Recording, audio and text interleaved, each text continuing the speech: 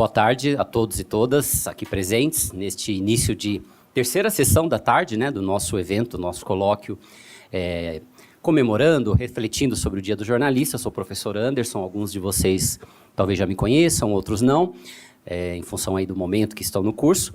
E fui convidado pela organização do evento, a quem já agradeço, para mediar essa sessão com nossos 4 ilustres e queridíssimos ex-alunos que têm muito para falar com vocês. Eu adoro estar nessa sessão particularmente. Gostaria de ter participado de esporte, enfim, mas não dava, não tinha agenda.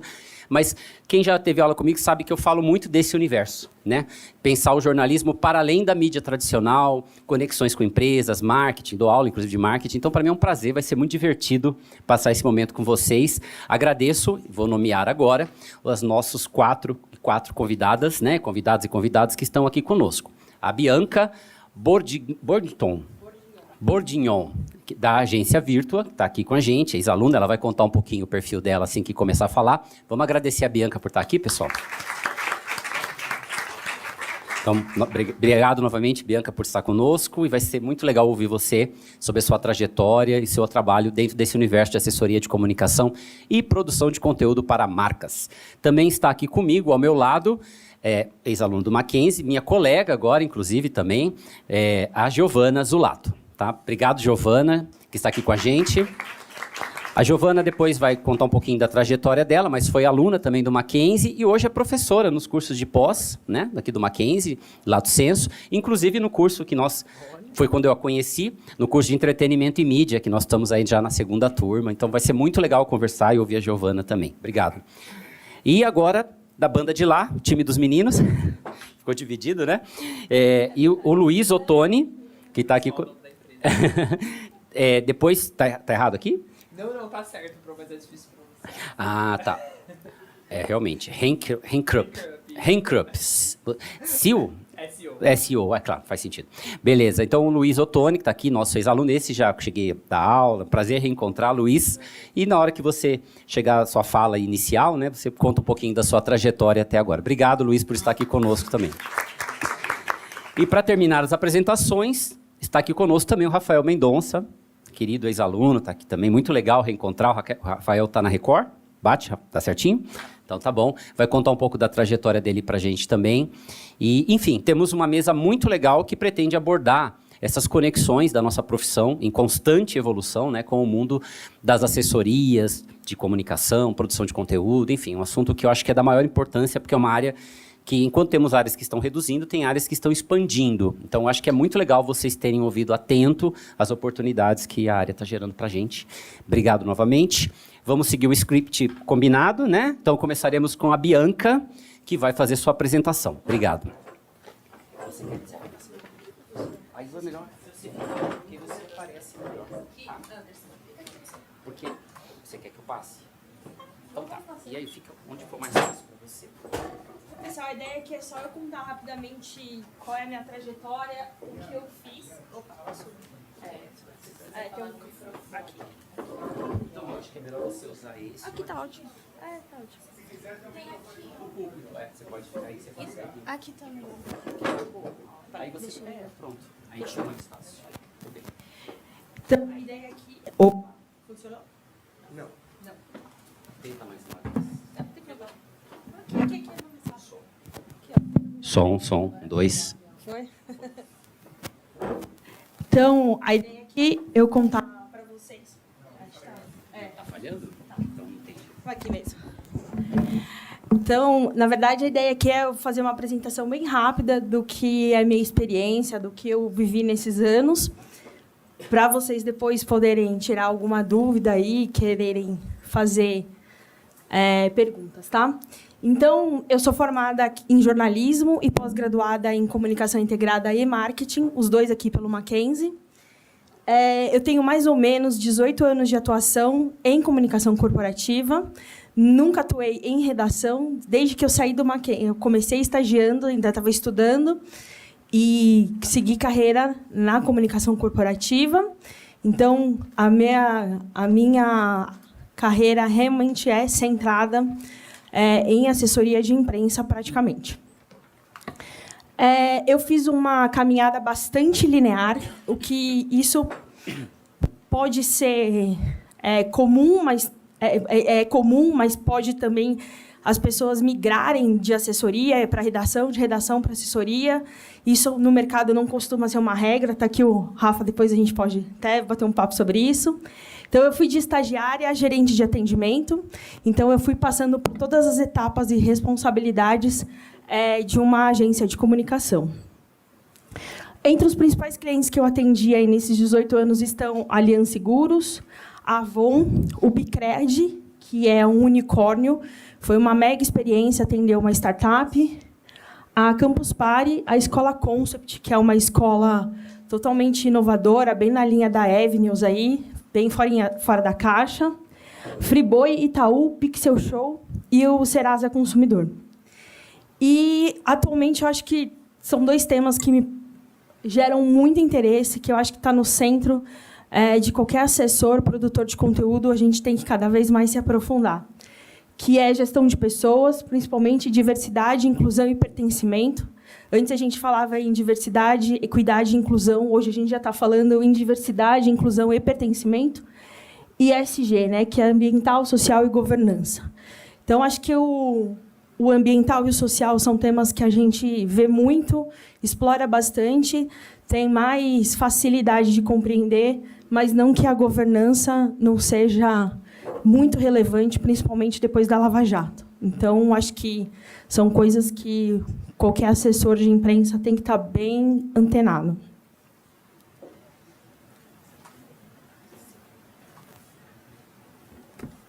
Então, de todas as minhas atribuições aí, eu fiz desde monitoramento e análise de mídia. Hoje a gente sabe que os dados são extremamente relevantes para qualquer atuação. Então, a gente ser um profissional interpretativo, conseguir contextualizar, concatenar, é essencial, né? E isso impacta muito na gestão de qualquer marca, né? Hoje a gente tem vários métodos de gerar dados e conceder esses dados para os clientes para eles tomarem as menores e as maiores decisões. Atuo bastante em assessoria de imprensa, que é realmente a minha relação, a relação da mídia com o formador de opinião, stakeholders no geral, né? Desde produção de pauta até inteligência estratégica, né? Como que vamos atuar, como vamos trabalhar, como vamos divulgar, para quem divulgar, de que modo divulgar, qual é a relevância disso aqui para a sociedade. Hoje a gente fala muito em relevância para a sociedade, né? Não é divulgar porque eu quero que a minha marca apareça. Relações institucionais hoje é um ponto que está muito em voga e que cada vez mais um profissional de relações com a imprensa, um PR, né, um assessor de imprensa faz, que é você fazer essa ponte entre uma empresa e entidades setoriais, governo, ONGs, enfim, vários stakeholders que não sejam propriamente a mídia. Então, é um trabalho que tem se desenvolvido muito embaixo do guarda-chuva de PR, e eu acho que cada vez mais a gente vai ver um mercado aquecido para isso. Outro ponto que eu também trabalho bastante são eventos voltados para o público em geral e para os jornalistas, né? Então, já fiz festivais, fóruns, prêmios de jornalismo, né? Justamente para a gente gerar conhecimento e autoridade, né? Daquela marca em relação a um determinado assunto. Lógico, e para fazer conexões e gerar notícias. Esse sempre vai ser o nosso objetivo final. Também trabalhei muito em branded content, né? Que eu acho que depois a Giovana vai falar melhor. A gente pode discutir um pouco isso, que não é aquele release com a marca estampada, mas sim a gente produzir conteúdos que sejam mais de relevância social, que a gente desmistifique algum tipo de assunto ou traga algum benefício para o leitor. E treinamentos em geral. Também é uma coisa que tenho feito bastante, que é treinar esses porta-vozes, executivos das empresas, a falarem com a imprensa, a falarem com o governo, a falarem com entidades do setor. Então, esse também é um outro escopo que a gente desenvolve bastante.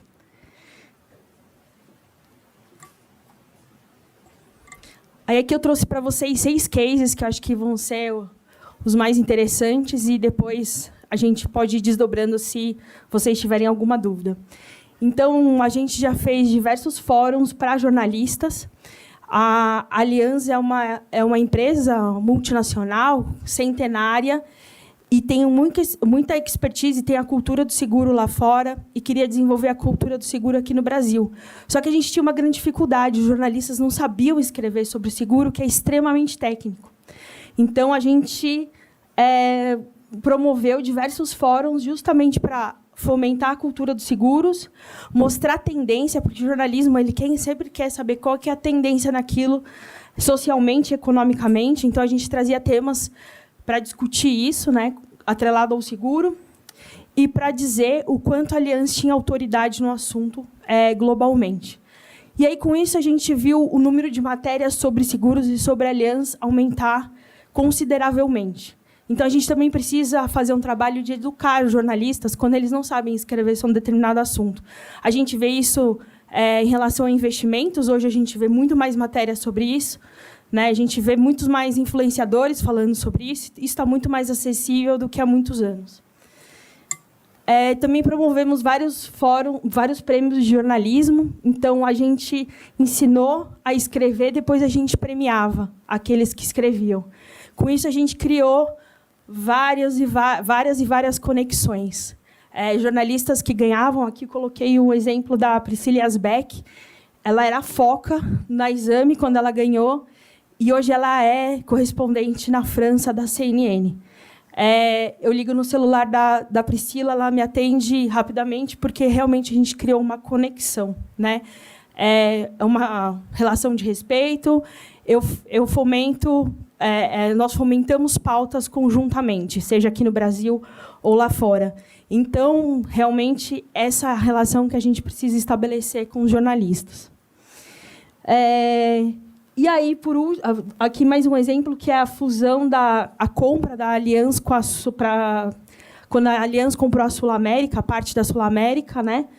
A gente teve que fazer a comunicação dentro de um ecossistema. Então, não é simplesmente fazer um comunicado e falar, olha, a Allianz acabou de comprar por 3 bilhões a Sul América. A gente tinha que fazer comunicação para as autoridades, comunicação para as entidades, enfim, comunicação para o público interno, para o público externo. Então, cada fase da fusão, cada fase da aquisição, a gente tinha que fazer uma comunicação para que todos estivessem na mesma página. E a gente teve um desafio maior. Isso tudo foi feito durante a pandemia. Então, a gente teve que fazer uma coletiva de imprensa online, né? Ninguém nunca sabia como fazer isso e a gente teve que fazer. Então, o maior investimento da Allianz no Brasil foi tudo online. Então, realmente foi um desafio e tanto. Aqui, agora chega a parte mais leve, que é o name rights do Allianz Parque. Então, a gente tinha aqui o desafio de falar, como assim? Vocês estão pagando milhões de reais para estampar um nome e ninguém vai chamar de Allianz Parque, né? Essa é a experiência que a gente tinha aqui. Só que a gente teve que fazer uma comunicação dizendo, não, a experiência do Grupo Allianz diz que, sim, o público vai chamar de Allianz Parque. Então, a gente teve que fazer uma reversão de imagem do que eram name rights no Brasil. E, hoje em dia, até as placas em volta do Allianz Parque está escrito Allianz Parque. Então, realmente, é muito diferente do histórico que a Allianz tinha, que o Brasil tinha, né, anteriormente, mas que a Allianz já tinha vários name rights ao redor do mundo.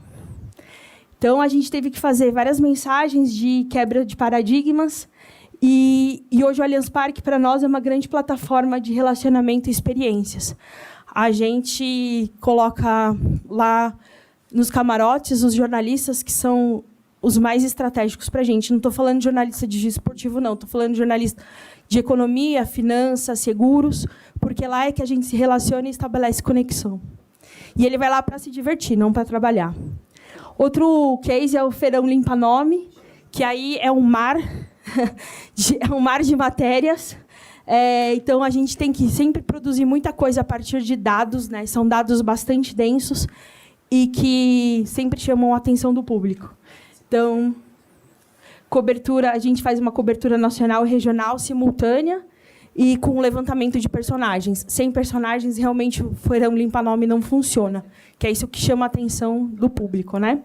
E, por último, Campus Party. As notícias são antes, durante e depois do evento.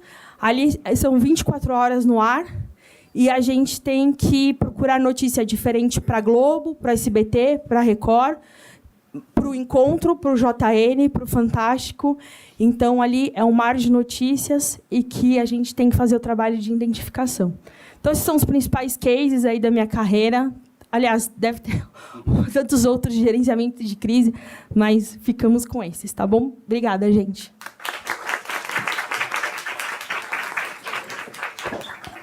Obrigado, Bianca, pela breve apresentação inicial, que já rendeu muitas coisas legais para a gente poder conversar. E a ideia, pessoal, com essa fala inicial, é provocar, né, questões para que a gente possa depois, para que vocês possam questionar, comentar, tirar dúvidas. Então, a gente está tentando fazer uma fala inicial mais rápida para termos bastante tempo para o debate. Obrigado pela contribuição, Bianca. Vamos lá, Giovana? Então... Eu vou ficar sentada mesmo, tá? Oi, gente, boa tarde. Primeiro, parabéns. Você é um orgulho. Professora. A Bianca foi minha aluna e assim, é muito legal ver aqui ela falando sobre a trajetória profissional dela. Eu já sabia, viu, que era assim maravilhosa, mas é muito legal vê-la aqui dividindo esse espaço comigo. Muito bom. Os colegas também, um prazer estar aqui com vocês. Queria fazer uma pergunta para vocês antes de começar a falar sobre a minha trajetória profissional. Quem de vocês veio estudar jornalismo pensando em trabalhar em veículo de comunicação? Levanta a mão. Bastante, né? Então, eu sou ex-aluna do curso de jornalismo do Mackenzie também. E quando eu vim estudar jornalismo, lá no começo dos anos 2000, eu também vim para trabalhar em veículo, porque eu achava que essa era a única possibilidade que a gente tinha, enquanto jornalista, para atuar profissionalmente. Felizmente, eu descobri, logo que eu me formei, até um pouco antes, que haviam muitas outras possibilidades para que a gente pudesse atuar profissionalmente. E a minha trajetória profissional foi toda construída fora de veículo de comunicação.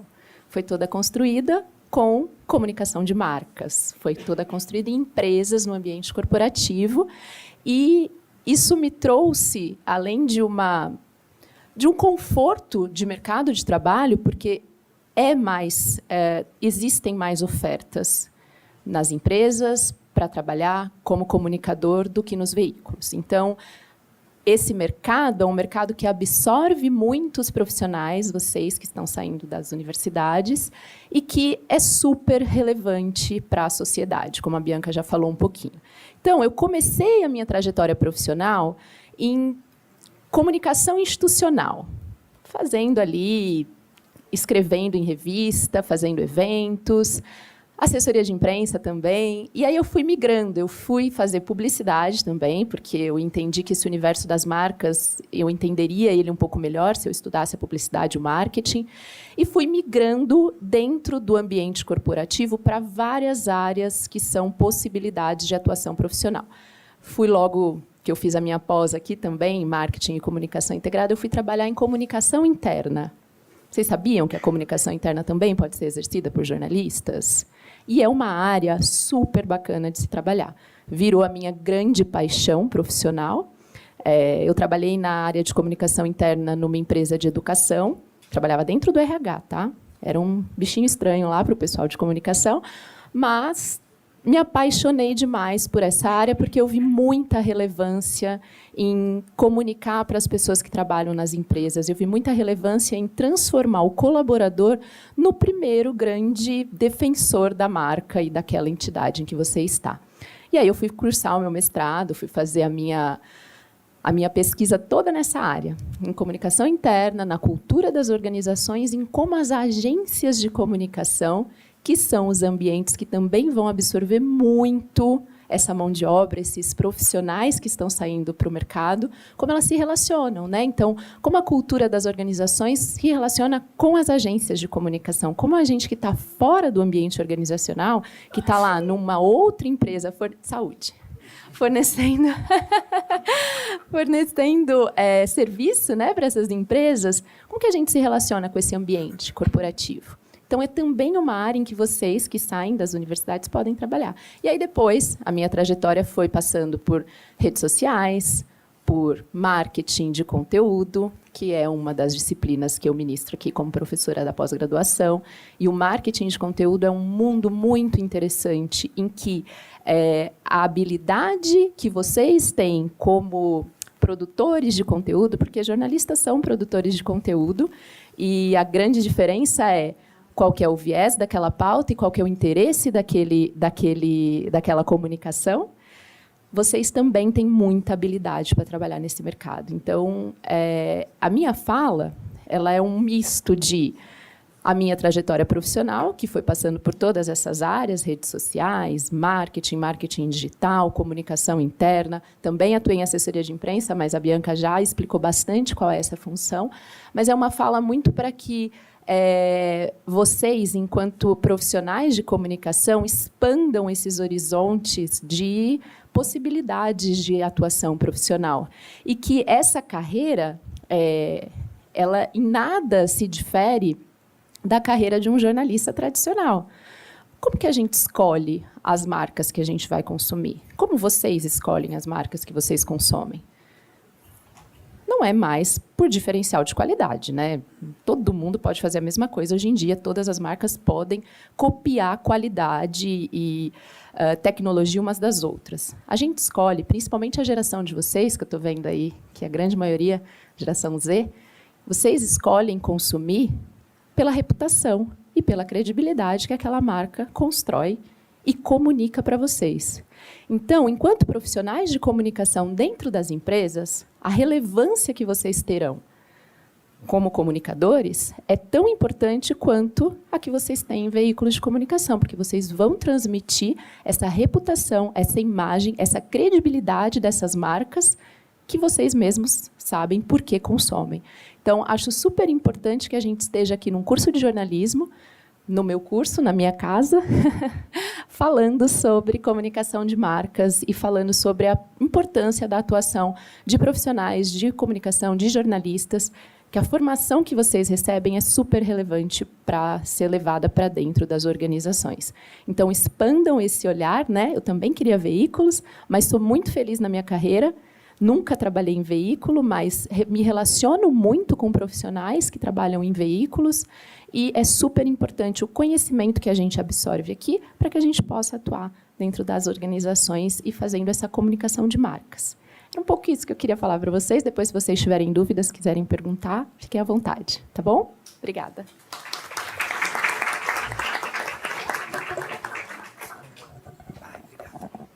Obrigado. Então, agradeço a Giovana pela fala.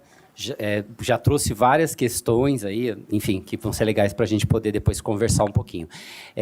Antes de passar para os nossos outros dois participantes, só aproveitar e deixar um recado, pessoal. Caso alguém tenha entrado direto, é importante deixar o TIA, registrar o TIA com a moça que está nos apoiando aqui fora, tá bom? Se alguém não fez isso ainda, depois, no final, não esqueçam de fazer.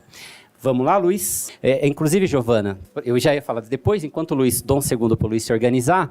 Ontem à noite, nós tivemos um evento com 2 jornalistas aqui na casa, né? Que foi um evento do pessoal da Liga de PP, da área de negócios do esporte, e eles trouxeram aqui o Tirone e o Arnaldo Ribeiro. E era interessante porque eles vieram justamente contar como eles saíram da redação e criaram o próprio negócio, o canal que eles têm, que eles desenvolvem juntos no YouTube hoje. Então, eu acho que essa questão da mídia tradicional e você virar mídia, você achar outras formas de gerar conteúdo, com esse reposicionamento do jornalismo da Globo, eu acho que isso está mais que nunca posto. A gente vai poder falar disso depois também. Mas é uma coisa que está acontecendo. A gente já trouxe ano passado o André Hernan aqui, naquele fórum de Copa, que também falou bastante do porquê que ele saiu da Globo e o que ele está fazendo agora. Enfim, tem N caminhos. Pronto, Luiz? Pronto. Só aproveitei, porque eu estava doido para fazer esse comentário. Enfim. Mas está super alinhado com o que eu vou falar. Então, agora a gente começa a conversa com o Luiz. Boa. Obrigado, querido. Gente. Gente, boa tarde para todo mundo. Eu sou o Luiz, também sou ex-aluno aqui do Mackenzie, formei em 2018. Já peguei um momento de jornalismo onde a redação em 2018 já era uma coisa que já estava meio difícil, aquela coisa que todo mundo vinha aqui palestrar e já falava, meu Deus do céu, é difícil conseguir trabalho, não sei o quê, então isso foi meio que desanimando, né? Mas eu fiz o curso de jornalismo entre 2014 e 2018 e nesse período eu passei por várias frentes de atuação. Quando eu digo várias frentes, realmente são várias frentes mesmo de jornalismo, tá? Então eu comecei em 2014 aqui, no primeiro ano mesmo, inclusive isso é uma coisa muito boa do Mackenzie, que eu nunca tive problema, assim, para conseguir estágio, experiência. Então, assim, quem tá no começo, vai atrás, sabe? Porque sempre vai ter experiência e nunca é demais, porque essas vertentes do jornalismo você só vai conhecer mesmo quando você vai pegando experiência, porque tá tudo muito dinâmico, tá tudo sempre mudando muito. E aí, quando eu comecei na Abril, como estagiário lá na Abril. Eu lembro que foi um perrengue, porque o curso aqui nos primeiros anos ainda é de tarde, né? Eu tinha que entrar 6h30 da manhã na Abril e chegar aqui meio-dia para conseguir almoçar e fazer o curso, mas valeu muito a pena, porque realmente foi onde eu descobri a comunicação interna. Então foi onde eu comecei a entender que realmente no primeiro ano eu já sabia que no jornalismo tinha outras formas de atuação. Bom, para resumir um pouco, né, da minha carreira, durante esses 4 anos eu trabalhei em consulado, trabalhei no consulado dos Estados Unidos, na assessoria de imprensa, trabalhei no consulado britânico, e no último ano de jornalismo eu fiz estágio na Globo, no G1. Quando eu cheguei na Globo, eu falei, nossa, cheguei no meu objetivo. Era o que eu queria, meu Deus do céu. Quando eu entrei no segundo dia de redação, eu já falei, meu Deus, não quero mais. Aí, eu lembro que, assim, realmente foi uma situação que você sente meio, tipo, meu Deus, eu lutei a minha vida inteira pra chegar aqui. E aí, quando você chega na redação, você fala, nossa, não quero isso. Mas assim, calma, tô assustando, tá? Mas tem gente que vai gostar de redação, tá? Não foi o meu caso. Então, assim, eu comecei no G1 e eu trabalhei em várias frentes do G1. Pra falar que eu não gostava, assim, eu gostava de nossa, tô na Globo, né, mãe? Ó, tô aqui. Ficava lá tentando aparecer atrás do negócio do G1. Que ficava aparecendo G1 em 1 minuto, né? E aí, dentro do meu estágio lá no G1, né, na Globo, inclusive eles devem ter isso até hoje, você pode rotacionar, né? Então você pode ir para várias frentes lá, né? Estando dentro do G1. Então você trabalha internacional, em política, e você pode ver o que você gosta. E aí, eu lembro que o que me traumatizou foi trabalhar em cidades. Meu Deus.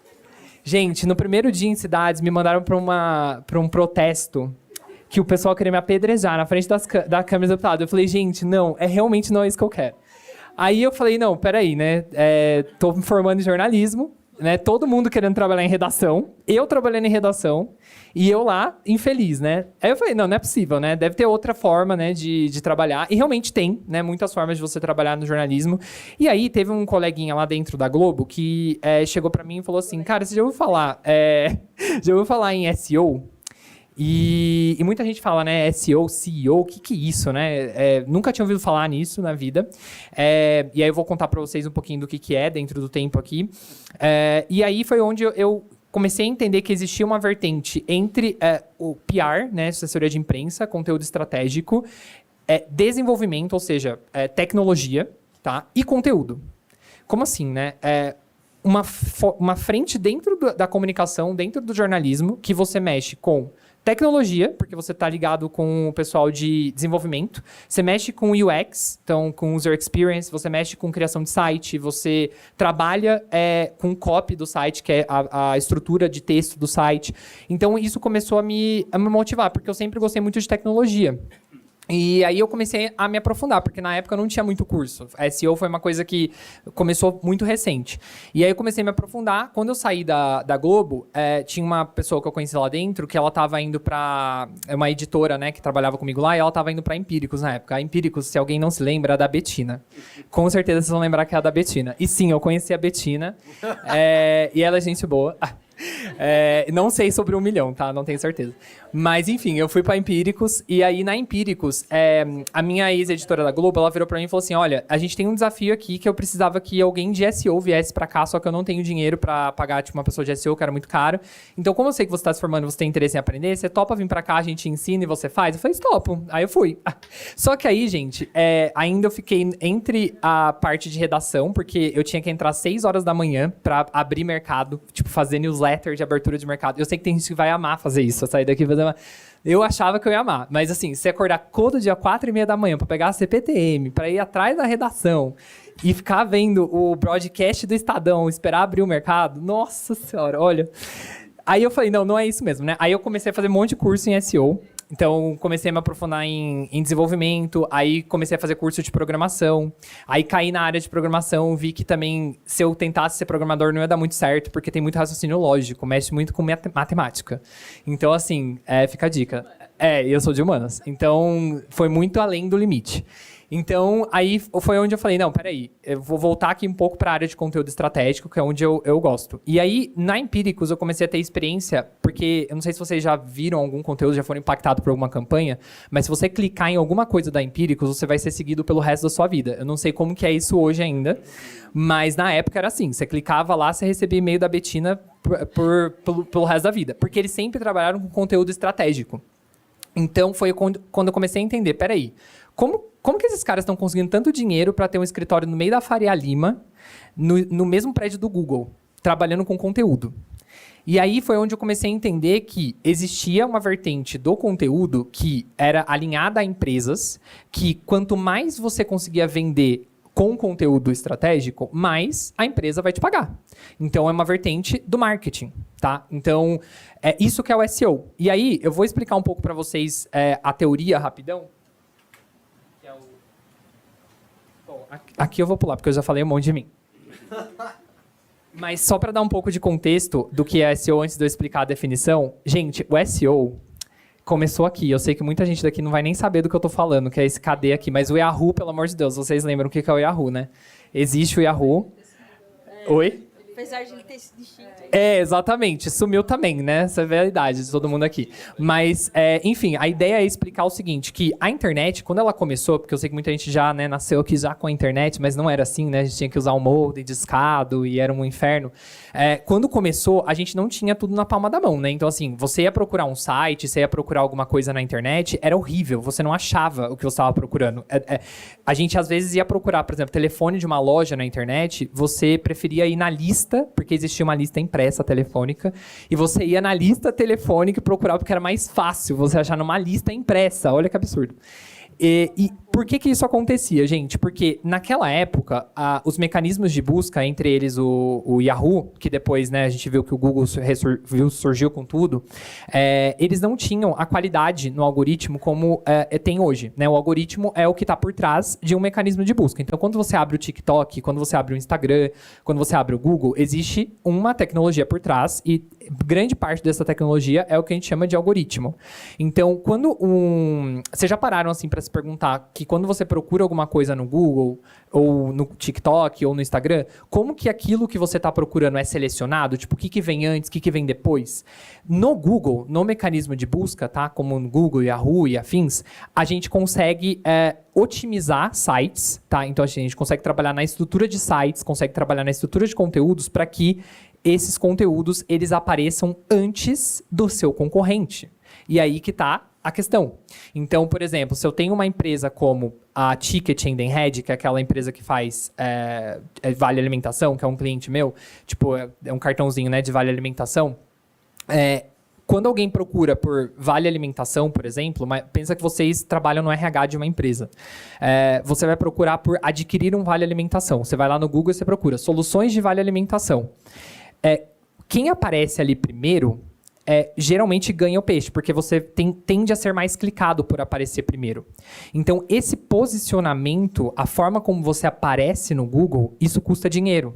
Tá? Então, a gente tem, dentro do Google, vou explicar para vocês que existe mídia paga, que é onde a gente realmente paga dinheiro, grana, para aparecer por clique, e a gente tem a vertente do SEO, que é o orgânico. Orgânico é você fazer otimizações no seu site, você fazer otimizações de conteúdo, para que o algoritmo entenda que o seu site, o site do seu cliente, ele é mais valioso do que os outros sites, que ele gera mais valor do que os outros sites. Mas calma aí que eu estou vendo várias Nazarés confusas por aí. Vou explicar já. Quando a gente vê um texto assim na internet, a gente vê uma página assim na internet, a gente só vê o texto, certo? Mas como eu falei para vocês, O algoritmo, ou seja, o mecanismo que funciona por trás do mecanismo de busca, ele entende, quando ele olha para um texto, quantas vezes você está repetindo a palavra-chave, ele entende se aquele texto está bem escrito, ele entende se ele está dentro de um contexto, ele entende os links que aquele texto possui. Tudo isso conta para que, no final do dia, o algoritmo te dê uma nota para que você apareça antes ou depois do seu competidor na busca, tá? Então, o que é SEO, né? O que significa essa sigla SEO que eu venho tanto falando? Vou explicar. Eu tenho que pular, gente, porque tem negócio do tempo. Então, o que significa SEO, tá? Eu trouxe ela quebrada para vocês entenderem, porque a gente fica falando SEO, CEO, ninguém entende nada que tá falando, né? Então, SEO significa Search Engine, tá? Então, mecanismo de busca, tá? Optimization. Quando eu falo de mecanismo de busca, aqui eu penso automaticamente, né? Mecanismo de busca, eu penso automaticamente no Google, mas a gente também tem um outro mecanismo de busca que é bem famoso, que é o Bing, que é presente na Microsoft e pra gente aqui, né, tipo, principalmente pra geração de vocês, muita gente não usa o Bing, tá? Mas empresas geralmente têm o Bing nativo no computador. Então, por exemplo, o Mackenzie, quando compra aqui os computadores deles, já vem com Windows. Então, o Windows, ele tenta forçar o Bing em você. Então, o Bing é um mecanismo de busca que é utilizado dentro de computadores de empresa também, tá? Então, a gente olha pro Google, olha pro Bing e também para redes sociais. Então, você também pode trabalhar com otimizações dentro de redes sociais, dentro do YouTube, dentro do TikTok. Vocês já pararam para se perguntar, quando vocês vão procurar alguma coisa no YouTube, né, por que um vídeo aparece antes do outro? Não é apenas pelo número de visualizações, é pela forma como o título foi escrito, é pela forma como a descrição foi escrita, é pela forma como quais as tags que foram utilizadas. Tudo isso importa. E existe por trás um profissional que ajuda a ranquear, entendeu? Então, ajuda você a crescer, que é o profissional de SEO. Então, quando a gente fala de otimizações, a gente está falando das otimizações técnicas e de conteúdo do site, tá? Então, para resumir, é isso aqui que eu queria que vocês saíssem daqui lembrando. Quando a gente fala de SEO, quando a gente vai pegar uma busca no Google, se vocês fizeram uma busca aí agora, vocês vão ver que ela sempre vai ter essa estrutura. Ela vai ter anúncio em cima e embaixo, e no meio ela vai ter os resultados que a gente chama de resultado orgânico. Por que é chamado de resultado orgânico, gente? Porque a gente não paga por esse resultado em teoria. Na prática, né? Na prática, por detrás, a gente sabe que a Contabilizei, por exemplo, que está sempre aparecendo ali, ela tem um profissional de SEO ou uma agência que fica alimentando conteúdo, que fica escrevendo conteúdo, para que esse conteúdo seja otimizado o suficiente para estar aparecendo ali. Então, além de aparecer nos anúncios, eu também tenho que aparecer no orgânico. Quanto mais eu apareço, por que isso é vantajoso para a empresa? Quanto mais eu apareço, mais chances eu tenho de vender. Mais eu vou ser clicado, mais conversões. Então, isso que o trabalho do SEO é pensar em conteúdos e na otimização dos conteúdos que aparecem ali organicamente, tá? Então, eu trabalho muito com desenvolvedores, né? Com programadores, eu trabalho com redatores. A gente tem uma demanda hoje de redação muito grande, porque chega uma marca, por exemplo, para mim, e fala assim, Luiz, eu quero ser o melhor para quando aparecer contabilidade para startups. Eu quero vender o meu peixe, eu quero ser o melhor, eu quero ser o único que vai aparecer. Então, eu chego para esse cara e falo assim, beleza, para você ser o melhor, eu vou precisar escrever 50 conteúdos de blog com 1000 palavras cada. Você paga 50 mil reais, o cara vai pagar, porque ele é uma empresa e ele quer converter, porque se ele investe 50 mil, mas recebe 200 mil em retorno, ele vai pagar. Então, isso é importante. Eu saí daqui sem saber muito bem o que era SEO, porque também era uma coisa muito nova. Então, agora vocês têm a oportunidade também de aprender, se aprofundar na área. E, gente, quando eu digo que ainda continua sendo nova, tá? Não é uma coisa que todo mundo sabe. Então, assim, se vocês começarem a aprender hoje SEO, daqui a 6 meses, vocês já conseguem trabalhar remotamente de qualquer lugar do mundo, ganhando em dólar, muitas vezes, e receber super bem por isso. Então, tem muita demanda e a gente hoje não tem pessoas para atuar dentro desse segmento, tá bom? Então, eu vou parar por aqui, porque senão não vou ter tempo. Mas aí eu esqueci de falar, né? Que o nome da minha empresa, gente, é Ranker App. Então, depois de tudo isso que eu expliquei para vocês aí, de toda essa trajetória, eu decidi ter a minha própria empresa em 2020, no meio da pandemia. Então, eu vi como funcionava, né? Como que era o SEO, a área, né? Vi que tinha uma perspectiva aí muito boa de mercado. Trabalhei em algumas agências antes disso, tá? Entre elas a do Neil Patel, que é um guru do SEO, é quem assim, trouxe o SEO à tona. Pesquisem sobre ele, é muito bom. E aí eu decidi ter minha própria agência e tá dando super certo. E espero contratar alguns de vocês por lá, porque a gente tá super precisando. É isso, obrigado.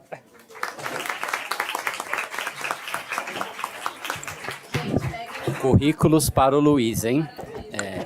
Inclusive os professores também vão mandar.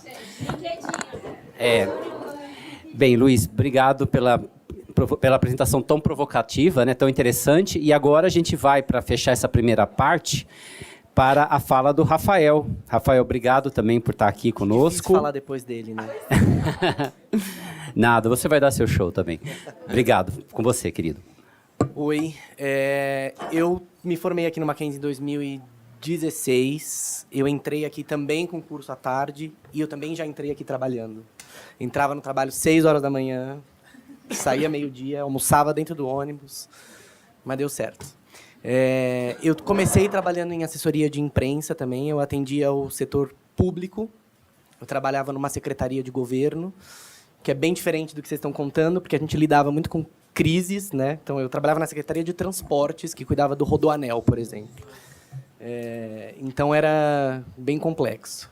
Mas foi uma experiência incrível, mas eu também descobri que eu não queria trabalhar em assessoria. Diferente de você que não queria ir para a redação, eu não queria trabalhar com assessoria. E aí, no meio da faculdade, eu fui fazer um estágio na Record.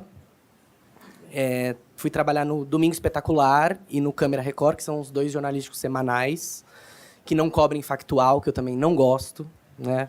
De ficar no meio do protesto também não é comigo. E eu acabei sendo contratado lá para fazer produção de conteúdo. Eu sou uma minoria aqui hoje, a Denise arrumou um jeito de me encaixar nessa mesa, né, Denise? Mas eu estou vendo que tudo que eles estão falando teve muito a ver com o meu trabalho também, né? Porque a gente lida diariamente com assessores de imprensa, com a comunicação das empresas, e isso também é importante para gerar conteúdo para a TV, né? Eu trabalho num programa que tem 4 horas de duração e a gente precisa de pautas, né? E os assessores de imprensa, eu acho que antigamente existia mais uma rixa entre os jornalistas de redação e os assessores de imprensa, né? Que eu acho que está diminuindo porque o nosso trabalho é complementar, né? A gente ajuda o trabalho do outro e nós, no fundo, estamos fazendo a mesma coisa, que é gerar conteúdo relevante para as pessoas, né? Então, eu lido muito com assessores de imprensa. Crio muito laços com assessores de imprensa, porque eu preciso deles para ter matéria, eu preciso deles para ter conteúdo exclusivo, que me cobram todos os dias, conteúdos diferentes, coisas novas que ninguém deu. Então, assim, a primeira coisa nós precisamos estreitar os nossos laços, né?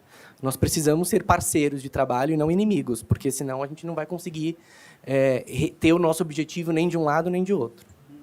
Eu acho, que, por outro lado, que as assessorias de imprensa estão se renovando e precisam se renovar, porque, por exemplo, hoje eu abro a minha caixa de e-mail, eu tenho 50 e-mails de releases lá, e eu não leio os e-mails, porque não tem tempo de eu ler os e-mails, né? E eu saio apagando todos os e-mails, assim. Vocês vão me xingar, né? Não, mas é real. Mas eu faço isso. É vida real. E alguma coisa de vocês falaram, assim, que você precisa pensar qual é o conteúdo que você vai vender para o veículo. O que você falou disso, né? O que eu vou vender para o Jornal Nacional, o que eu vou vender para o Fantástico, porque você quer emplacar a sua pauta lá. Então, não adianta você disparar um release para 500 pessoas sem ter um foco do que aquela pessoa, de fato, vai fazer virar notícia, né? Então, eu trabalho num programa semanal, não adianta eu receber um release sobre o lançamento de um livro na TV, porque eu não vou cobrir isso, né? Isso não se encaixa em mim. E se você pensar que você está mandando um e-mail para o Rafael e construir uma pauta para o Rafael que você sabe que vai dar certo para o seu cliente e botar aquela matéria no ar? Eu tenho um exemplo muito bom de que aconteceu lá na redação, que a gente recebeu outro dia um e-mail de um assessor de um médico legista que ia lançar um livro contando memórias de, sei lá, 20 anos de trabalho dele como médico legista. E aí a gente recebeu aquele e-mail na redação e assim, eu não vou cobrir o lançamento de um livro de um médico legista, né? O que eu vou falar na TV sobre esse lançamento? Mas aí o meu editor executivo falou, não, mas existe uma pauta aí. A gente pode contar a história dos médicos legistas. Quem são essas pessoas? Como é que elas voltam para casa depois de abrir 5 corpos? Como que elas comem? Como elas cozinham? E a gente achou personagens... Tinha uma médica que era obstetra pela manhã e era médica legista na Polícia Civil do Estado à tarde. Então, isso era matéria para nós, entendeu? Contar a história das pessoas. Mas a pessoa que mandou aquele release do lançamento do livro não pensou nisso. Que isso poderia virar... E virou um programa de 1 hora, entendeu? Da gente contando histórias de médico-legistas. E o personagem da assessoria entrou no programa, não lançando o livro dele. Foi sorte. Foi sorte dele, porque a gente parou para discutir a pauta, entendeu? Mas e se essa pauta chegasse já desse jeito para nós, ele teria muito mais chance de sucesso, né?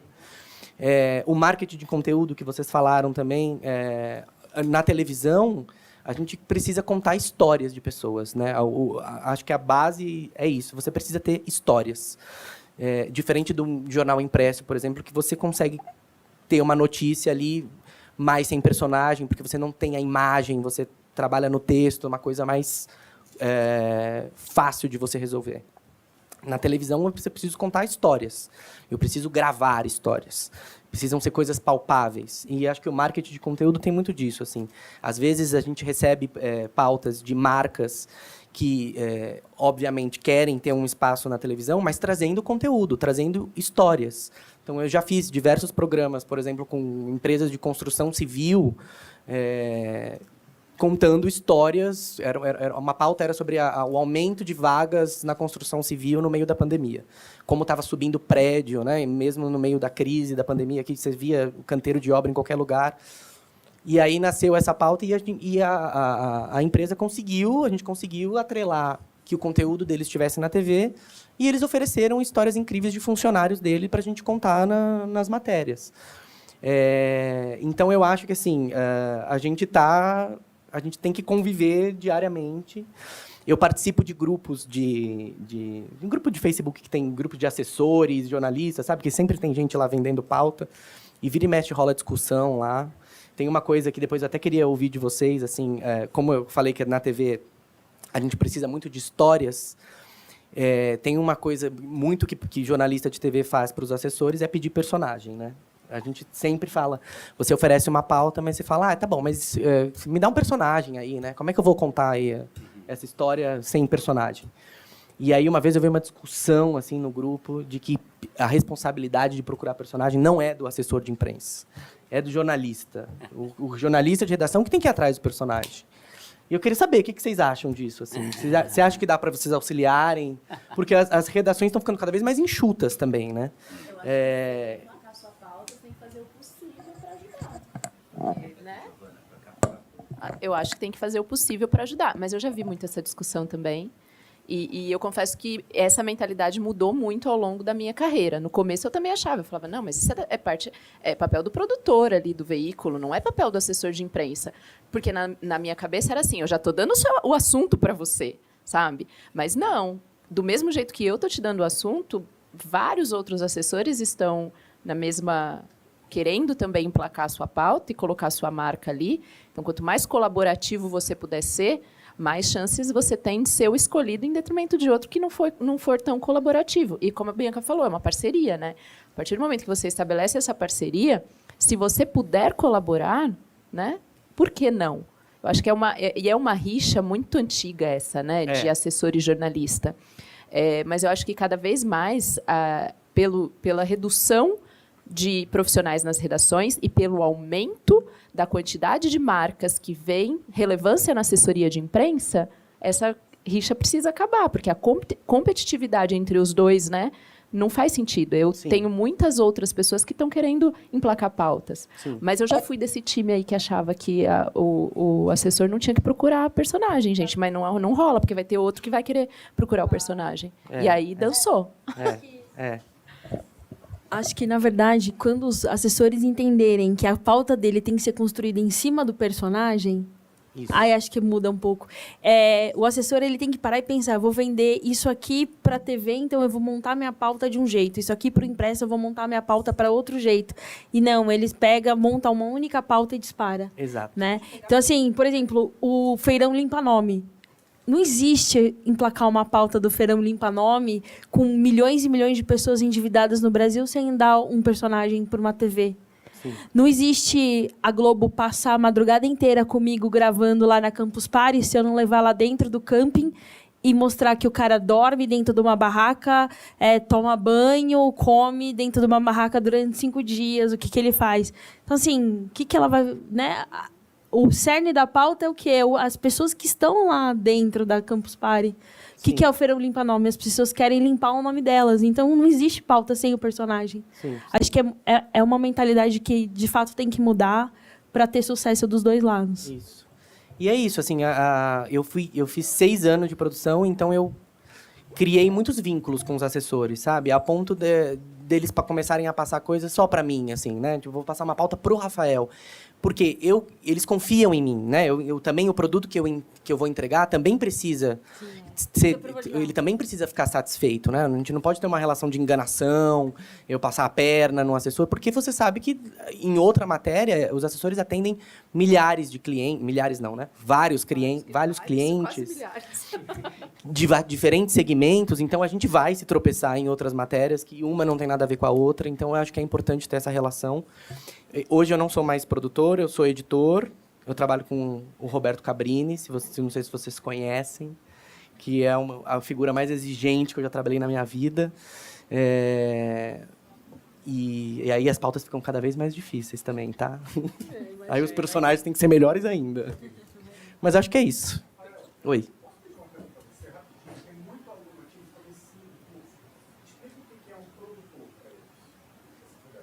Tá. É assim, como a televisão ela está dividida em 2 coisas. O factual, que são aqueles jornais que passam todos os dias, de manhã, na hora do almoço, à tarde, e os programas de rede, que a gente chama, que são os programas semanais, né? Que são os programas que têm mais... Exatamente. Você tem um tempo de produção maior, você tem um conteúdo... Tipo, o Fantástico, o Domingo Espetacular, que você passa a semana inteira produzindo e não do dia para o dia. E dentro das redações você tem o produtor e o editor. O produtor é aquela pessoa que vai pautar o jornal. Então, o produtor ele tem que ir atrás da notícia, junto com o repórter, né? Porque o repórter faz muito esse papel também no jornalismo diário. Os dois ali em dupla têm que descobrir o que é notícia. Então, qual que é a matéria do dia? Então, vai ter o Feirão Limpa Nome. Então, o produtor tem que ir atrás de um personagem para o repórter gravar hoje à tarde. Ele vai na casa dele, ele vai mostrar as contas dele. O produtor vai marcar com o personagem qual é o horário que ele pode. Ele precisa de um carro para se deslocar. O produtor vai pedir um carro. O produtor vai fazer toda a apuração da história do personagem. Né, falar com ele pelo telefone, vai fazer a pauta para o repórter, né, vai escrever, olha, a gente vai entrevistar hoje o Luiz, ele tem R$5.000 em dívida. Não, porque você está rico, né? Cobrando 50 mil no texto. Então, o produtor vai fazer toda essa parte inicial e depois o editor vai receber todo esse material gravado, vai receber o material captado.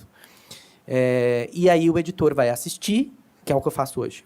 Eu assisto o que o Cabrini grava e vou editar o que vai para o ar. Eu vou escolher quais são os melhores pedaços, eu vou escrever o off, que é a narração da matéria, é a voz do repórter quando tem a imagem e tem a voz em cima, que a gente chama de off, é a narração. Então, o editor vai escrever, vai para a ilha de edição e montar a matéria do jeito que ela vai para o ar. Então, basicamente, a divisão é assim, né? O produtor faz o processo anterior à gravação e o editor faz o processo depois da gravação. Acho que respondi. Então, obrigado, Rafael, pela apresentação. Todas as 4 incríveis, assim, com muita coisa que a gente pode abordar. O tempo é que não joga muito ao nosso favor aqui, até porque a gente tem outra sessão na sequência. Mas temos um tempo, pessoal, para vocês interagirem, pedir emprego para o Luiz, saber como entrar na Record, né, conversar aqui com a Bianca, que também contou histórias incríveis. Oi? Então, como eu estava dizendo, o tempo nosso é curto, mas a gente vai abrir agora para algumas questões. Nós temos mais quantos minutos, Denise? Então tá bom. Eu achei que tinha que acabar antes. Então, vamos abrir para vocês perguntarem. Até tem uma dúvida minha, mas deixar vocês primeiro, se final sobrar tempo, senão depois eu converso com eles. Então, por favor, Você consegue perguntar daí? Quer vir aqui? Como a gente... Eu Ah, tô com o que bom, microfone. obrigado, Eu peguei obrigado. o microfone para perguntar primeiro. Então tá bom. Então tem um apoio aqui. Muito bom. Mas eu vou pegar e depois eu vou. Então vamos à primeira pergunta.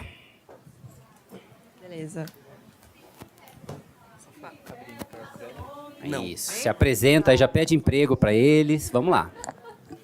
Não, por enquanto eu tô no emprego bom, não posso falar que Opa, né, eu opa, quero isso aí. sair daqui. Meu nome é Giovana, eu tô fazendo socialité aqui no Mackenzie.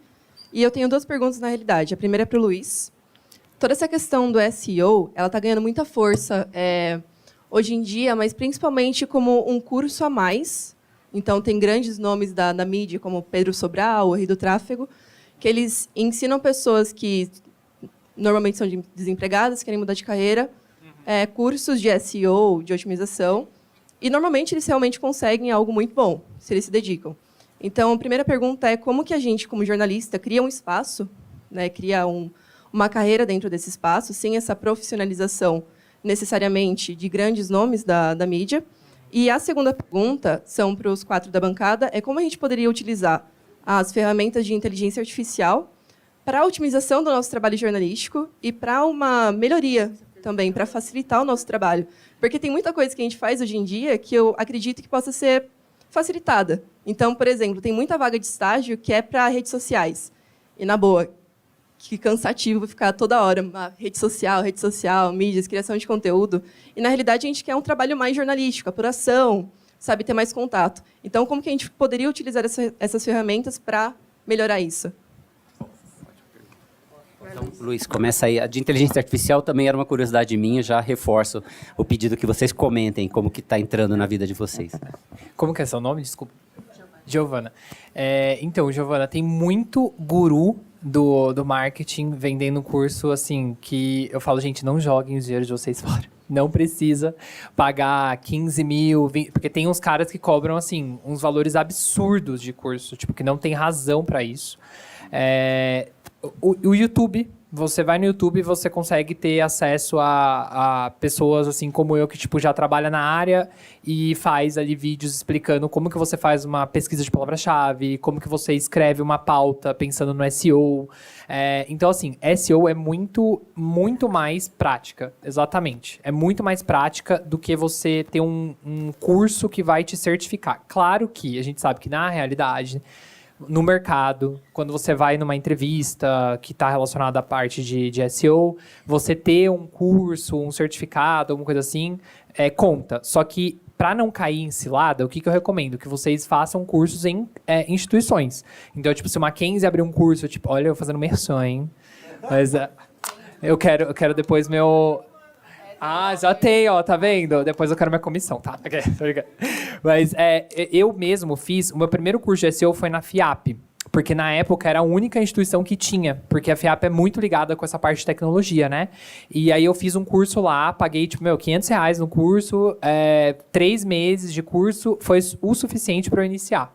Daí eu comecei trabalhando na área e fui pegando prática, tá? Então, assim, eu não recomendo fazer cursos de guru, tá? Esse negócio de curso de guru, que se o cara fala assim, mude de vida em 6 meses... Tipo, esquece, isso aí por enquanto, eu não dou curso, tá? Isso vale até eu não lançar o meu curso. Mentira.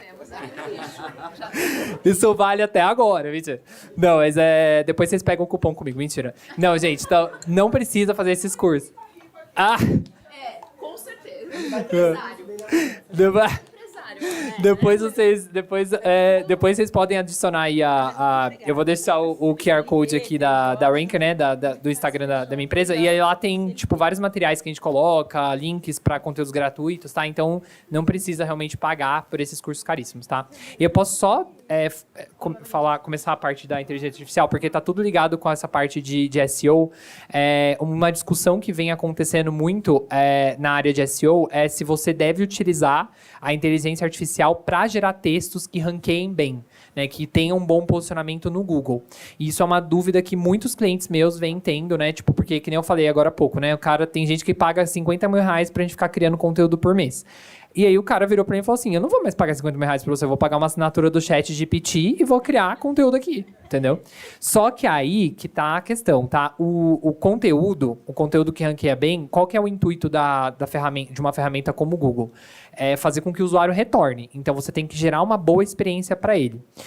A gente sabe que inteligência artificial está né, num ritmo bastante acelerado, já gera conteúdos legais. É até assustador, né? Quando você pega lá Eu estava esse final de semana usando uma inteligência artificial do Notion, não sei se vocês já ouviram falar, que é tipo um aplicativo, né? Enfim, de texto e tudo mais.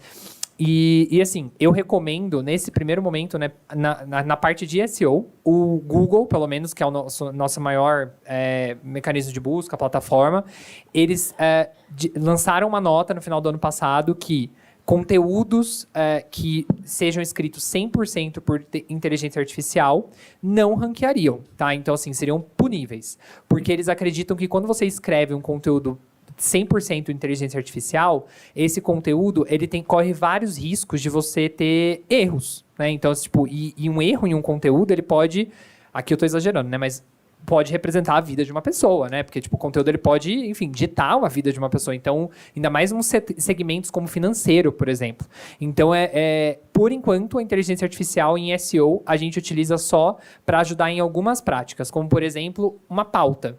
Então, em SEO, a gente faz também uma geração de pauta, a gente planeja a pauta antes de escrever o conteúdo. Aí eu vou lá no ChatGPT e eu peço para ele criar uma pauta para mim com a keyword de foco, né, com uma palavra-chave foco X lá, e aí ele gera uma pauta, ou seja, ele gera uma estrutura de tópicos que eu devo escrever um texto. Isso otimizou o trabalho de uma pessoa na minha empresa. Então, tipo, uma pessoa que antes eu precisava, sei lá, de 3, 4 pessoas para poder fazer as pautas de todos os clientes, agora a gente tem uma pessoa só utilizando o ChatGPT. Teve que demitir 3 pessoas.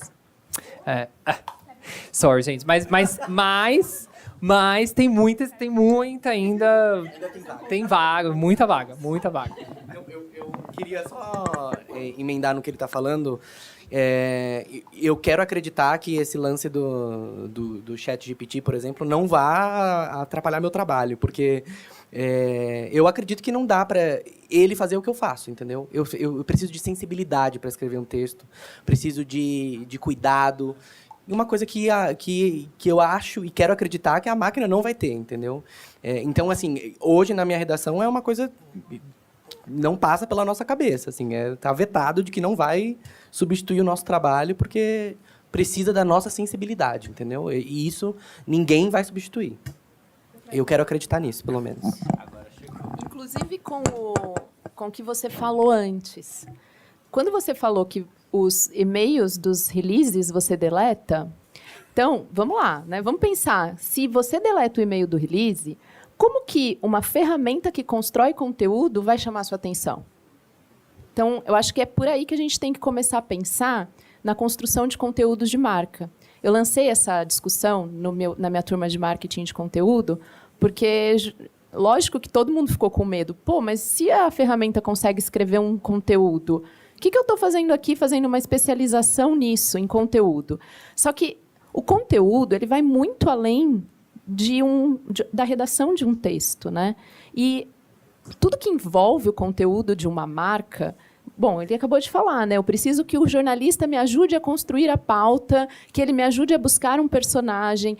Só o trabalho do produtor, como é que uma máquina, uma inteligência artificial vai fazer o trabalho de um produtor? Então, eu acho que o que a gente tem que pensar na ferramenta é como um apoio para um brainstorm, no máximo, do nosso trabalho, mesmo para redes sociais. Porque quando a gente fala em gerenciamento de redes sociais, a gente está falando da porta de entrada, muitas vezes, do seu consumidor para a sua marca.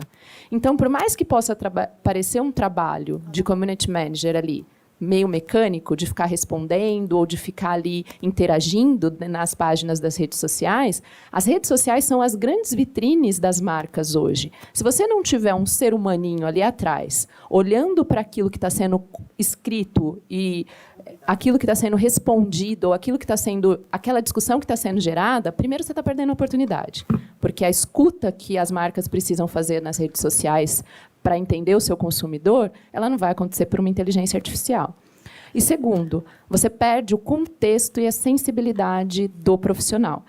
Pensem que a inteligência artificial nunca vai conseguir entender um contexto, por exemplo, de gênero, de raça, Isso é uma preocupação, inclusive, dos criadores da própria ferramenta. Porque quando você lança uma discussão para a ferramenta, por exemplo, de sustentabilidade, ela não consegue entender tudo que a sustentabilidade abarca. Então, é tentador pensar que talvez ela vai resolver todos os nossos problemas, né? Pô, ela cria conteúdo, eu não vou mais precisar me preocupar. Mas ela nunca vai substituir essa sensibilidade, esse contexto que a gente tem. Eu espero que nunca, tá, gente? Estou aqui falando também, daqui a 6 meses aparece uma que consegue até, né? Sim, mas eu acho que o cuidado que a gente, enquanto profissional, tem, é muito difícil ele ser substituído por uma máquina, né? Então, Giovana, acho que tem outro ponto que, além do que eles falaram, é que um produtor de conteúdo, um assessor de imprensa, ele pega a voz da marca, né? Então, quando você vai construir um conteúdo para uma empresa, você sabe exatamente quais são as palavras que essa empresa costuma utilizar, como ela se relaciona com seus públicos, como ela estrutura um texto, quais mensagens ela deseja passar. Então, isso é um trabalho muito minucioso. Não é um assessor de imprensa, não é sentar ali e falar, peraí, que eu vou aqui escrever um texto sobre X assunto. Não, como é que eu vou começar esse texto? Quais são as minhas palavras que vão impactar o público X, o público Y, que mensagens eu quero passar, que tempo eu quero passar. Então, acho que essa preocupação, como eu vou disseminar a voz da minha marca, eu acho que vai ser muito difícil o ChatGPT conseguir ultrapassar essa inteligência estratégica. Eu acho que cada vez mais nós temos que nos tornar estratégicos e menos mecânicos. É aí que vai fazer a gente se diferenciar no mercado. Enquanto a gente for um disparador de release, a gente vai perder o emprego. Quando a gente agir estrategicamente, nosso emprego vai ser mantido. Acho que é mais nessa própria linha. E acho que vai ser meio que um trabalho híbrido. Vai ser, vou ali fazer uma consulta no chat, vou ali ver o que ele me dá de insight. Um buscador, exatamente. Mas não construir um texto. Acho que bastante difícil. Mas é dinâmico, né? Vamos acompanhar. sim, fazemos votos que não, né? Eu que estava aguardando. Oi, gente. Boa tarde, gente. Meu nome é Larissa, eu sou estudante de 2º semestre de jornalismo. E eu acho que eu tenho uma pergunta que é bem geral. Ele falou que normalmente descarta os e-mails dele. Isso é real, né, Rafa? Isso é real. Não, isso é real. eu entendo. Sim, eu juro que eu entendo. Não é ele não descarta todos, tá? Só alguns. Existe SEO, inclusive, para release agora, né? Sim. Exato. Mas, então, eu fico pensando qual estratégia que se deve usar em um e-mail, uma sugestão de pauta, para chamar atenção. É a partir do título do assunto? É a estrutura? O que se espera e o que vocês, assessores, tentam fazer para realmente emplacar a pauta? Porque muitas vezes vem umas pautas sem graças que você pensa, nossa, isso aqui não vai render nada, não se encaixa. E é um pouco complicado, porque realmente acaba sendo descartado. E hoje em dia, eu vejo que os veículos eles só trabalham com personagem. Então, se a pauta não tiver personagem, por que eu vou usar? Os professores, na verdade, na hora da gente montar uma matéria, eles pedem personagem. Então, acho que é isso. Quer que eu responda, Rafa? Você quer responder? Pode falar, depois eu falo. O que faz o Rafa não deletar o e-mail? Na verdade, acho que eu falei um pouco da minha apresentação, e o Rafa complementou, que eu acho que o nosso trabalho, acima de tudo, é networking, né? Então, eu acho que quando o Rafa identifica um assessor que ele já tem um contato, ele tem confiança, ele sabe que o assessor vai render com pauta, vai render com personagem, ele olha esse e-mail diferente. Estou enganada, Rafa? Não, é verdade. Né? Verdade. Então, esse é o networking, acho que é um passo bastante importante. O segundo é aquilo que a gente já vem falando, né? É um assunto que tem a cara do Domingo Espetacular da TV, né? Então, se ele coloca lá no assunto lançamento de livro, Pô, Rafa não vai nem ler. O que vai render umas páginas de uns livros? Se ele colocasse alguma coisa de histórico do médico legista, alguma coisa, um caso daquele, médico legista do caso XYZ. A médica que é obstetra de tarde e legista de manhã, né? Sabe assim? Então, o abre do e-mail acho que é bem importante. Você não ficar fazendo cera, seja bem objetivo. Uma pessoa que recebe milhares de e-mails por dia... você tem que ter uma concisão de texto ali bem feita. Acho que é mais esse aspecto. E eu acho que é aquilo que eu falei, assim, os assessores pensarem a pauta para quem eles estão mandando, né? Então, ele sabe que eu trabalho em tal veículo, o que eu cubro naquele veículo, qual é a cara daquele veículo, e me mandar uma pauta que ele sabe que vai... Ele também é jornalista, ele sabe qual é a pauta que vai vingar lá.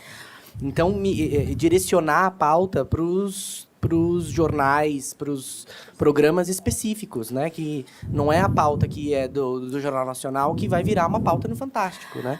É diferente. Então, acho que pensar a pauta pro veículo é importante. Acho que tem um ponto que poucos assessores são consumidores, de fato, dos veículos para os quais eles divulgam. Então, eles vão divulgar lá um Domingo Espetacular quando a cara é de um outro programa. Sim. Então, acho que também falta muito isso. O que eu vou divulgar para o valor econômico? Né, Marcelo? O que nós vamos divulgar para o valor econômico? O que a gente vai divulgar para a Folha? Tem que ser exclusivo também, né? Lá vem o... Não dá para ficar mandando o mesmo release para todo mundo. Né? Ontem eu vi uma postagem do Gradiloni falando é exclusivo para mim, para a torcida do Corinthians e do Flamengo juntos. Já te conheço, assessor de imprensa. Aí não dá. Então, é credibilidade. Eu acho que essa questão do relacionamento, eu acho que eles ficam um pouco angustiados porque estão começando, né, a carreira.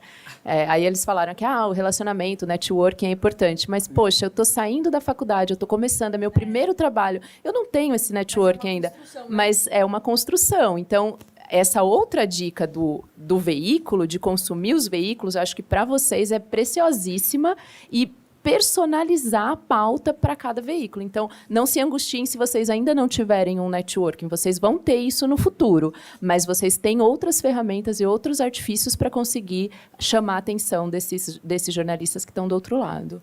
E a gente faz networking no bar também, né? Sim. Então, no Allianz, né? E o Foca de hoje é o editor de amanhã, né, Rafa? Guardem isso, o Foca de hoje é o editor de amanhã. Então, vocês acham que ele é lá um repórter, amanhã ele é o editor. Então, relacionamento construído. Assim como vocês estão começando, outra pessoa também pode estar começando.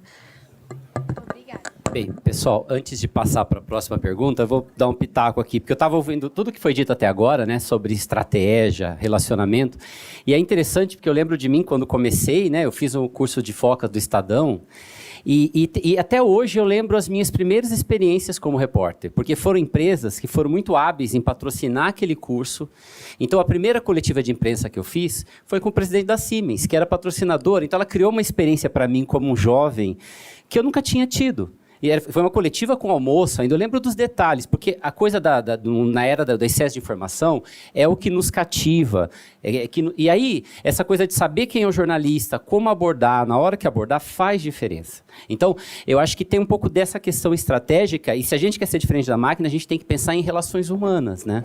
E aí, é claro que é difícil, tem muita influência, aí tem toda uma questão de ética, eu sou professor de ética, vários alunos meus estão aqui, mas dentro de um território ético, é muito possível você construir um awareness, né? Uma percepção de marca para o seu cliente a partir de relações éticas, dentro do que se entende, mas com sacadas. E aí vai relacionamento, aí tem um monte de coisa que está acontecendo, você leva o jornalista para conhecer, chama para um almoço, para um café, faz um evento diferenciado.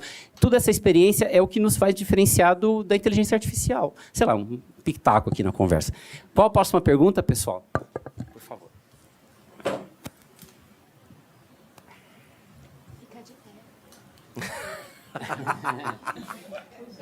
Fica de pé.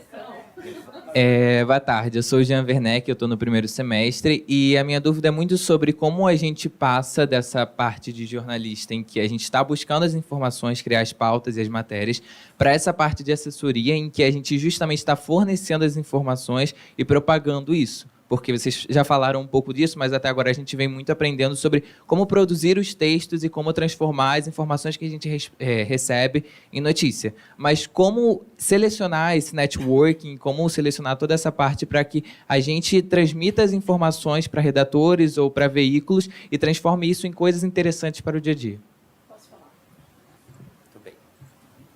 Eu acho que eu já estive aí no seu lugar, então eu acho que eu consigo falar um pouquinho.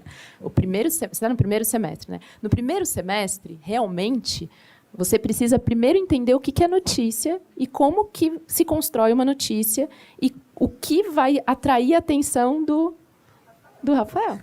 Então, aprenda isso muito bem, porque se você conseguir aprender isso muito bem, o outro step vai acontecer naturalmente, mas ele é só depois. Então, não se angustiem agora, porque a base está correta, precisa ser assim. Até para você virar consumidor de veículos, você precisa entender o que é, de fato, relevante ou não. Fazer essa seleção diante de tanta coisa que a gente vê hoje, né, diante de tanta fake news, por exemplo, como que eu vou entender o que é notícia verdadeira e o que não é? Então, vocês, como estudantes de jornalismo, vocês não podem ter essa dúvida nunca. Então, entendam bem isso, construam essa base de entender o que é uma notícia e de entender quais são os veículos nos quais você pode confiar, porque aí depois, quando você for trabalhar um conteúdo de marca, você já tem muito isso sedimentado. E esse novo step vai acontecer aos poucos e mais para frente no seu curso. Você vai ter aula de assessoria de imprensa, provavelmente, você vai ter outras aulas. Sim, acho que pode ser isso. Quer falar? Acho que você quer saber como é que você identifica o que é notícia dentro de uma empresa, é isso? Notícia dentro de um cliente é notícia em qualquer lugar, né? Então, obviamente, você tem um briefing dentro do cliente, você tem reunião, o cliente traz a notícia, traz um determinado assunto para você avaliar se aquilo é notícia, como você vai empacotar aquilo para a imprensa e como você vai divulgar. Ou você também propõe, né? Diante do mercado que ele atua, enfim, diante das tendências do mercado dele, você pode ligar os assuntos dele a esses outros assuntos que estão na mídia. E são os mesmos preceitos. Então, são tendências, novidades, o que é exclusivo, estudos, enfim, tem uma série de coisas aqui que a gente pode... Lançamentos que vão poder impactar um público grande, que mais? Que é notícia dentro de uma empresa. Que é relevante para a sociedade. As marcas hoje precisam produzir relevância para a sociedade, não só vender produto. Uma movimentação de bilhões, né? Um investimento. Então, isso tudo, o cliente vai te trazendo essas pautas e você vai estudando um meio de fazer essa divulgação, como também você vai identificando, sugerindo, né, o que está acontecendo de factual e vai tentando ligar esses factuais à atividade do seu cliente. Acho que é essa a resposta? Tá bom. Pensando mais da perspectiva de conteúdo estratégico, né, de SEO, uma coisa que a gente vem trabalhando bastante em SEO é o que a gente chama de Smart PR, né, que é fazer uma assessoria de imprensa inteligente, né? E aí, esses desafios que elas têm, né, tipo de encontrar as pautas, pode cruzar muito com ferramentas que a gente usa em SEO, para entender o que é tendência de busca hoje, né? O que o pessoal está buscando. Google Trends, a CNN utiliza muito isso hoje. Se você até ligar na CNN lá atrás, sempre tem um SEO lá atrás com o Google Trends aberto, olhando o que o pessoal está buscando. Tipo uma coisa bem semelhante ao Twitter, né? Tipo Twitter Trends ali. Então, assim, a gente, em SEO, a gente também trabalha com redação. Então, por exemplo, a gente atende portais de notícia, porque a gente tem, dentro do portal de notícia, a gente tem, obviamente, o segmento de... como fala, de notícias quentes, né? Factual, né? Que o pessoal atua ali no dia a dia. Mas a gente também começou a ver a necessidade, justamente por conta do posicionamento nas ferramentas de busca no Google, de ter conteúdos que são os conteúdos frios, né? Que eles precisam estar sempre lá para que a minha marca apareça, para que o meu site apareça. Então, utilizando de ferramentas que a gente consegue mensurar a sazonalidade, olhar o volume de busca, você consegue fazer um cross, né? Tipo disso com as empresas. E aí dá um match, tá? Então, acho que é uma forma também. Muito legal lembrar disso. Não tinha lembrado desse ADC. Pessoal, nós estamos bem próximos do final. Dá tempo de mais uma pergunta? Dá? Então tá, então vamos lá. Quem quer? Onde? Então vamos a uma última pergunta e a gente já vai caminhando, né? Temos outra sessão na sequência, vamos falar de entretenimento, ó, bem legal, galera. Então vamos lá. Boa tarde, tudo bom? Meu nome é Nedson. A pergunta vai para Giovana e a Bianca. Eu queria saber se o trabalho delas envolve limpar a imagem da empresa, algum momento de crise, né? Não Algo pode falar sobre tipo isso, assim. né? Que eu lembro, por exemplo, um bem antigo assim, é a Nike, né, que teve escândalo de quando eles dividiram em vários países o trabalho, teve alguns países que teve trabalho análogo da Nike. Aí vocês já fizeram isso? Vocês fazem se precisa? Obrigado. Sem mencionar. Hoje tá passando por isso hoje, ó. O celular já deve estar bombando. Sim, um assessor de imprensa está no escopo dele o gerenciamento de crise.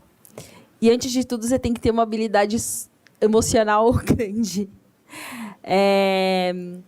Nesse aspecto, eu acho que a confiança também que você tem no seu cliente ou no jornalista, os relacionamentos também fazem muita diferença.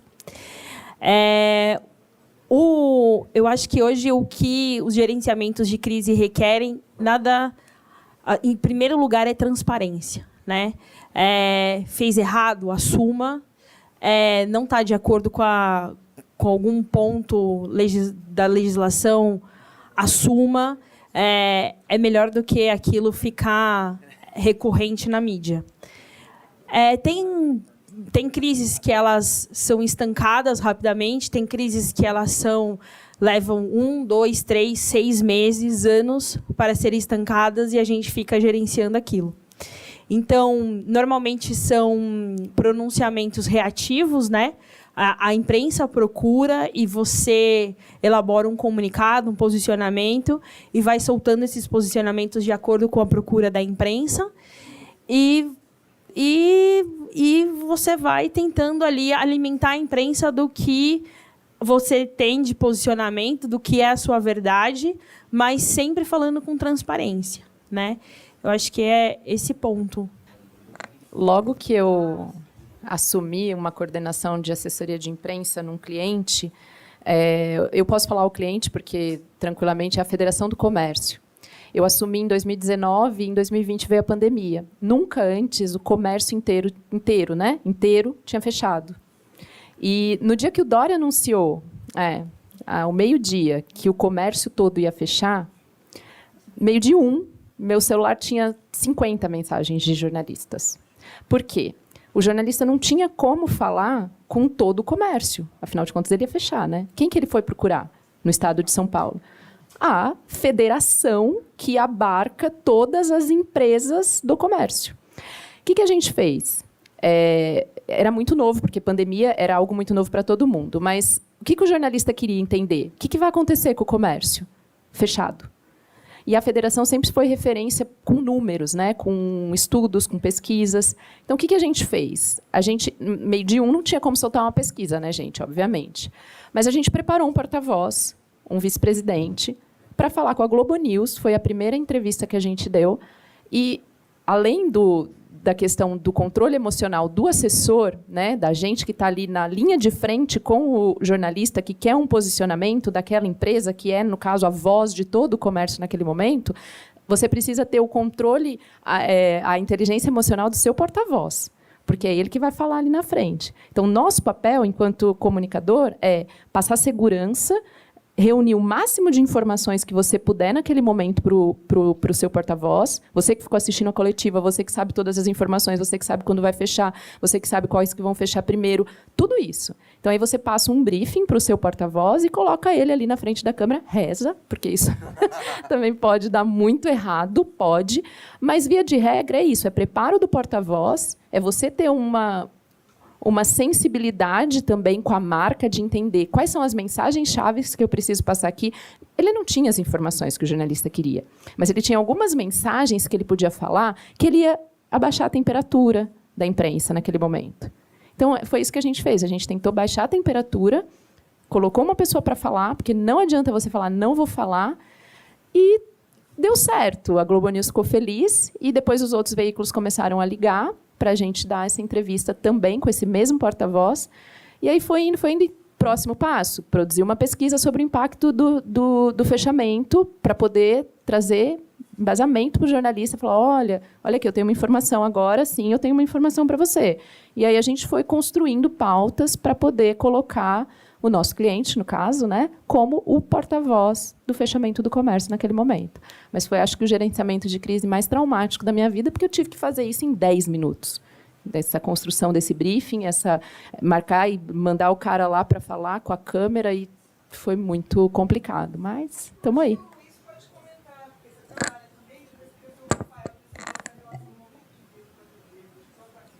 Aí a gente toca o terror. Vocês acabam com a nossa vida nessa hora. Então, existe na parte de SEO, assim, né, uma coisa que a gente faz é reputação de marca, né, defender a reputação de marca. E hoje, onde que está o maior problema do digital, né? Quando alguém procura uma empresa, o que tende a aparecer se a empresa está fazendo uma coisa errada ou está tendo muita reclamação? O Reclame Aqui. E aí o cara vai me contratar e falar assim, eu vou te contratar, só que eu quero que você tire o Reclame Aqui da busca quando alguém busca pelo meu nome. E aí eu falo, eu não sou o algoritmo, meu amor, eu não controlo o Google. Né? Então, assim, não é assim que funciona, né? Então, o que a gente faz nesse caso para gerir a crise? Né? A gente começa a trabalhar pautas específicas para tentar tirar o posicionamento da página do Reclame Aqui, de quando a pessoa procura por essa palavra. Como que você faz isso? Trabalhando mais conteúdo, né? Conteúdos que geram mais valor sobre aquela palavra-chave, e elenca esse conteúdo. Eu estou passando exatamente por uma coisa semelhante agora, que está acontecendo num cliente meu que tem um Reclame Aqui, que está aparecendo quando alguém procura pela marca deles, o Reclame Aqui aparece, tipo assim, na 8ª posição, né, de 10 no Google. E aí, o que a gente está fazendo? Em SEO, quando você trabalha em uma matéria que fala sobre a marca, o algoritmo sempre vai enxergar os conteúdos que vêm no site da marca como mais relevantes, porque nada melhor do que a marca para falar da própria marca. Então, para o algoritmo do Google, a marca, quando fala dela mesma, ela tende a gerar o conteúdo mais relevante. Então, o que a gente faz quando tem algum produto associado à marca que está gerando Reclame Aqui? A gente cria conteúdos defendendo. Então, a gente cria conteúdos sobre aquele produto, falando sobre os benefícios daquele produto. E aí, em SEO, tem uma coisa que a gente chama de Content Hub, que é um conteúdo mãe. E a gente vai criando conteúdos secundários e vai linkando esses conteúdos de e para o conteúdo mãe. E aí, aos poucos, esse Reclame Aqui vai saindo da busca, entendeu? Então, assim, é uma forma... Não é que nem assessoria, que, tipo assim... Que, gente, eu tô risada, porque quando eu trabalhei de estágio, eu fiz um assessor, sofreu muito, coitado, no G1. Porque, mas era assim, é uma coisa muito natural, né? Pelo menos quando eu tava no jornalismo, ainda tinha uma rixa muito grande com o assessor, né? Mas, enfim, não é semelhante ao caso da assessoria de imprensa, porque não é imediato. Não tem como eu fazer uma coisa imediata. É uma coisa estratégica, de médio e longo prazo. Para eu mudar um resultado, uma página de busca, dependendo da dificuldade da palavra-chave, eu tenho ali que trabalhar naquilo uns 4, 5 meses. Então, é uma coisa que é planejada. Tá bom. Como ele falou... eu acho que tem 2 cenários, assim. Primeiro, quando, às vezes, a matéria que a gente faz pode instaurar uma crise, né, para alguma assessoria. Então, por exemplo, sei lá, uma vez, eu não lembro exatamente do que era, mas eu acho que o Cabrini gravou alguma matéria trazendo, sei lá, 20 depoimentos de mulheres que passaram por erros médicos de um cirurgião plástico. E aí você tem que procurar o cirurgião, né? E você vai procurar a assessoria de imprensa do cirurgião. E a gente levou esse problema para ele. Olha, nós gravamos com 20 mulheres que estão denunciando o seu cliente de negligência. Sorte do dia. Então, assim, as pessoas estavam lá trabalhando, nem sabiam o que estava acontecendo, e nós levamos a crise até eles. E o que a gente quer? Nós não queremos um comunicado, né? A gente não quer um e-mail de posicionamento. Nós queremos uma entrevista presencial, porque nós queremos rebater a pessoa, né? Porque quando a pessoa manda um comunicado, você não tem chance de de deixar ela na Inquisição ali, né? Então, a gente quer uma entrevista presencial, entendeu? E se precisar, a gente fica na porta da pessoa, esperando ela chegar. Como o Marcelo falou ali, que fica na porta do presidente da Câmara, né? Tomando chuva. A gente fica na porta da casa do médico, entendeu? Na porta do consultório, até ele falar. E quando a crise já está instaurada, né? Por exemplo, ela deu o exemplo aí do fechamento da pandemia, nós ficamos bisbilhotando atrás de uma entrevista. Nós queremos uma entrevista, porque o comunicado para nós é fraco, né? O que a gente vai ter com o comunicado? Nós queremos questionar a pessoa sobre aquela crise, né? Ficar frente a frente com ela. Uma coisa que eu esqueci de falar, hoje é bem comum as empresas mapearem as potenciais crises e fazerem matrizes de risco reputacional. Então, quais são os assuntos potenciais e quais são os desdobramentos. Então, por exemplo, um cirurgião ele já deve ter algum tipo de atitude pré-definida quando ele tem um erro médico. Então, é bastante comum isso nas empresas também.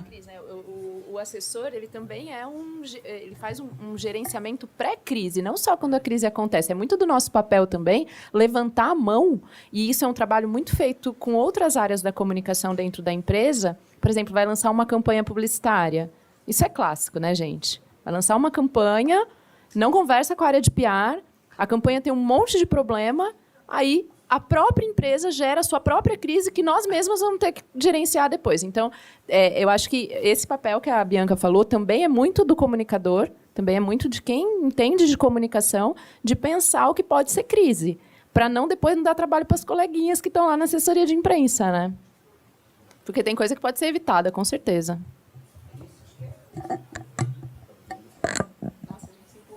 Não, muito bom o papo. Até só um comentáriozinho a respeito da fala do Rafael, né, como professor de ética e vários alunos meus. Quer dizer, eu entendi a fala dele, produtor, a pressão toda, mas é o dever do jornalismo, né, ouvir os dois lados. Então, se tem denúncia, é claro que o jornalista vai para cima porque quer da melhor forma possível, mas, enfim, é só porque estamos no horário da aula de ética, por sinal, estamos aqui, né?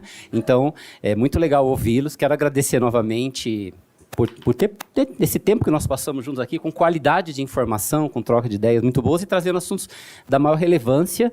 Quero agradecer, começando de lá para cá, o Rafael, bom reencontrá-lo, querido. Luiz, também, muito obrigado. Bom saber, o Luiz aí está contratando, galera, inclusive professores, todo mundo no currículo. O caminho hoje em dia, jornalista é relacionamento e LinkedIn, é isso? Então, pessoal, atenção a isso, a gente sempre fala em aula, né? Oi, André.